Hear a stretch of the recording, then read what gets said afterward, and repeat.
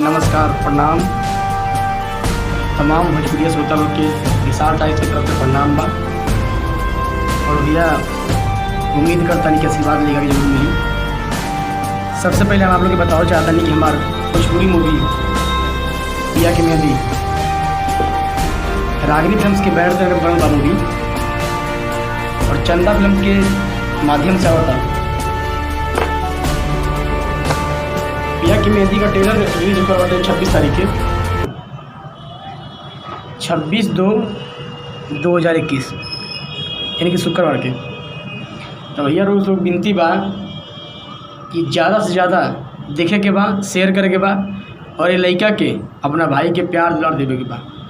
बहुत बहुत लोगों को धन्यवाद बा कि हमार इतना दिन के मेहनत के जो बाटे की फल काल मिले वाला बा।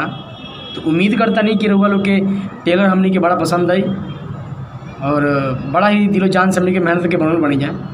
तो जौन भी रउआ लोग के दिक्कत में आवे या परेशानी आवे, चाहे कोई कोनो काम में लगे, तो कमेंट बॉक्स में जरूर लिखब जाए।